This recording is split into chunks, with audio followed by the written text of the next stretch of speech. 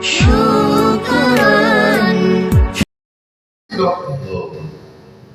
Iya, karena ente bagus baiknya sama dia karena ente dibaikin. Kalau dia nggak baik, berarti ente benci dia. Berarti jauh ente dari dia. Padahal dalam Islam nggak begitu. Dalam Islam itu yang namanya hablum minanas tetap dijalankan. Harus melibatkan Allah di situ karena Allah. Jadi siapa di antara kalian yang mencintai sesuatu karena pemberiannya, karena pemberian orang tadi itu, lalu kita cinta sama dia, itu dianggap dusta kita berbuat baik. Ya, padahal Allah perintahkan kita kalau antum mencintai sesuatu, ya karena Allah itu akan membawa keseluruhan cintamu kepada mereka dalam konsep kebaikan-kebaikan ini. Jadi kamu akan melihat sesuatu kenikmatan-kenikmatan yang Allah berikan. Ya. Maka kalau seperti itu, balas dan ta'a ihsan, maka tidaklah kamu melihat kebaikan, wala tusyahid, dan tidak dapat menyaksikan imtinan pemberian Allah, wala ta'a ikraman, dan tidak pula kamu melihat yang memberi kemuliaan, wala tabsur in'aman 'alaika, dan juga kamu tidak bisa melihat yang memberi nikmat atas kamu, wa 'ala sa'iril khalqi, dan atas seluruh makhluk, illa kecuali Allah. Kalau kamu berbuat baik kepada orang karena pemberian orang tadi, kamu tidak dapat menyaksikan kebaikan-kebaikan dari Allah. Kamu tidak bisa melihat karunia yang Allah turunkan kepada diri. Ya tadi yang saya bilang, kalau orang itu nggak baik sama kamu, berarti kamu pelit sama dia, kan begitu. Padahal tugas kita adalah jangan pernah seperti itu kepada siapapun mereka. Kita harus berbuat baik dengan mereka, karena kendati sekalipun mereka itu di luar daripada agama kita, kalau kita berbuat baik diperintah. Muamalah namanya, muamalah itu sepanjang tidak menyangkut persoalan akidah, tidak ada masalah. Terus kita berbuat baik. Kalau kita punya makanan, tetangga kita bagi, kan itu. Tapi kan dulu kalau nyayur banyakin uang. Biar kebagian tuh tetangga-tetangga kita. Ini mentang-mentang banyak uangnya, gitu. Uangnya doang isinya Mekah. Iya. Artinya di situ Pak, Nabi ngajarin supaya kamu jangan pelit berbagi kepada sesama. Berbagi itu indah. Kalau karena Allah, kalau bukan karena Allah ya nggak indah.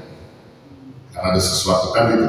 Jadi kalau karena Allah jadi indah, dan itu akan memberikan kebahagiaan bagi siapa saja yang melakukan aktivitasnya karena Allah. Lagi dia mencintai, memberi semua, dia akan pernah dapat menyaksikan kebaikan-kebaikan dari Allah kalau begitu. Dan juga tidak akan pernah bisa melihat siapa yang memberi nikmat atas kamu dan juga atas seluruh makhluk kecuali Allah. Allah yang mendatangkan itu semua kepada kita semua. Nah, karena itu ini menjadi satu nilai penting untuk kita paham. Kalau kita mencintai, menyayangi sesuatu, harus melibatkan Allah di dalamnya. Janganlah kamu mencintai sesuatu yang tidak melibatkan Allah, tapi cintai sesuatu yang dapat melibatkan Allah. Artinya harus kamu sebabkan karena Allah. Itu akan berujung kepada pahala dan berujung kepada kebaikan-kebaikan yang Allah berikan kepada kita. Begitu sudah. Ya, pokoknya cinta apa saja harus karena Allah. Kalau bukan karena Allah nggak akan pernah bisa. Ya, dalam Quran disebut Qul in kuntum tuhibbunallah fattabi'uni yuhibbukumullah. Nah, ini Allah juga melibatkan Rasul, Pak. Rasul sampaikan kepada Allah. Ada hamba-hambaku sampaikan. Qul, katakan, in kuntum tuhibbunallah. Jika kalian mencintai Allah, fattabi'uni, maka ikuti ajaranku. Katanya lebih dekat. Ajaran Rasulullah ikutin ajaran. Fattabi'uni yuhibbukumullah. Niscaya kamu akan dicintai oleh Allah. Begitu Pak. Jadi kalau kita cinta kepada Allah nggak ikutin ajaran Rasul, ya dianggap dusta. Ya dianggap dusta. Jadi kalau kita ngaku cinta kepada Allah, tapi Rasul kita mengkalaikan ajarannya, itu dusta. Sama aja kita nggak cinta kalau begitu. Maka pernah kita ulas dulu tuh ya, tanda-tanda orang yang cinta itu yang disebutkan dalam kitab Qawaidiyah itu ya. Dijelaskan itu apa katanya? Ya, alamatu hubbillahi ta'ala hubbul Qur'an. Tanda orang yang cinta kepada Allah ditandai dengan apa? Cinta Al-Quran. Ente dianggap dusta sudah kalau ngaku cinta mau tapi Quran gak pernah dikebet. Yang bentong setiap hari yang bentong baca.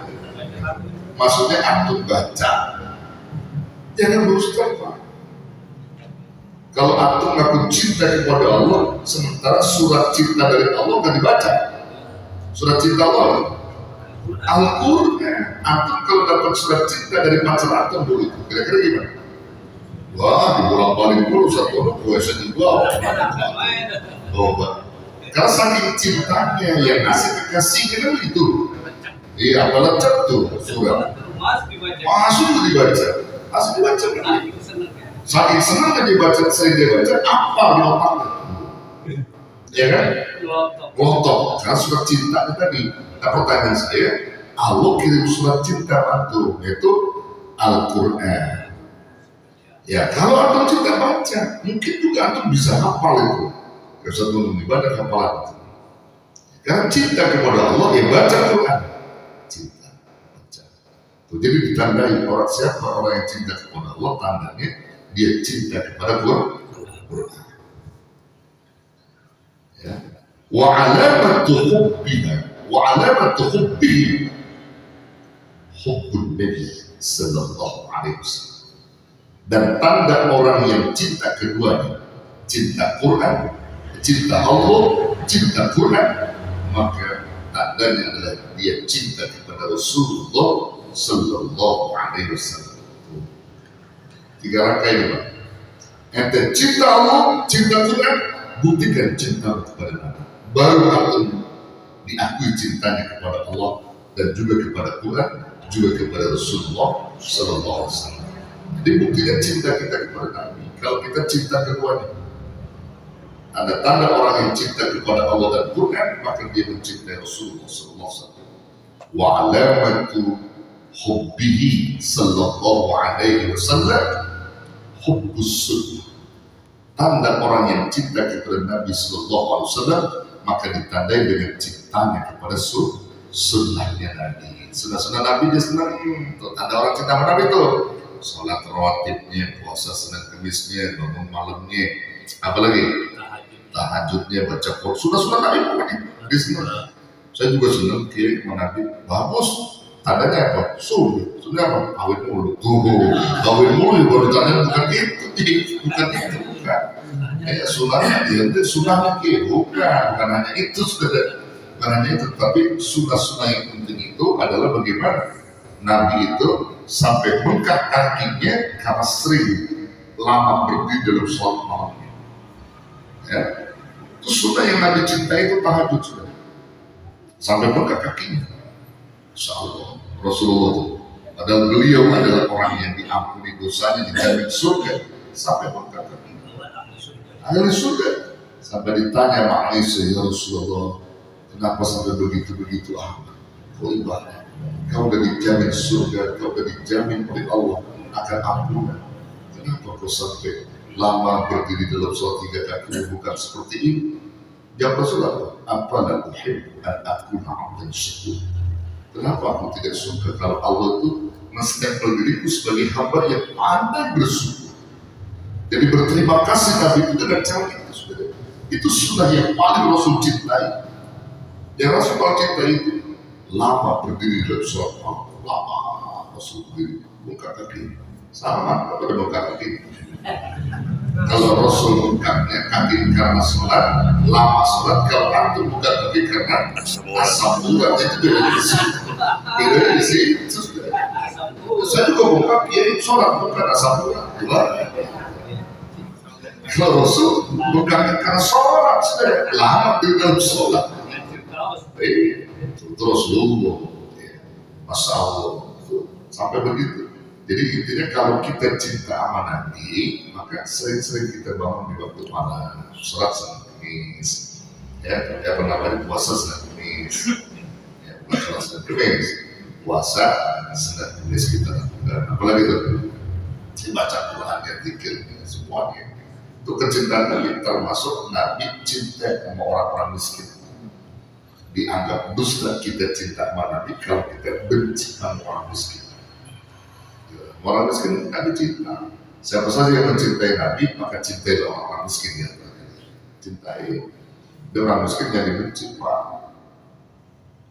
Ya, tukang ST yang dibenci. yang dibenci. Tukang ST. Yang berbudur. Ya, ada penjual ST ini. Ya, yang dibenci. Ya pokoknya orang-orang yang di bawah garis kemiskinan itu kita bantu, jangan kita biarkan dia nggak boleh. Apalagi kita sampai menghadik dia nggak boleh. Ya nggak boleh kita menghadik orang-orang yang di bawah garis kemiskinan, nggak boleh. Tetap kita muliakan karena Nabi sangat memuliakan dia. Orang-orang miskin itu dimuliakan sama Nabi. Makanya sampai-sampai kalau antum tuh ada orang yang datang ke rumah antum tuh, ya. Dia peminta atau apa, jangan antum sampai bilang kata maaf, jangan. Kalau antum ada 2.000 ya makasih 2.000, ya berarti sampai 10.000 bagus. Jangan dikit-dikit maaf, apalagi kata yang enak, mungkin sudah kasih aja. Kalau antum ada berikan. Ada besar satu ulama karismatik kita, jika ada seorang peminta datang ke rumahmu, jangan kau pernah abaikan kedatangan. Beri walaupun sedikit untuknya. Kenapa? Karena dikhawatirkan kalau itu adalah malaikat utusan Allah lagi menguji kedermawanan kamu. Tuh, kita nggak tahu Pak. Kalau itu malaikat lagi datangin nama Allah menguji kedermawanan kita. Tapi jangan sampai kita bilang maaf, ya kasih. Lihat orangnya keren. Orangnya keren, apa kasih 1.000?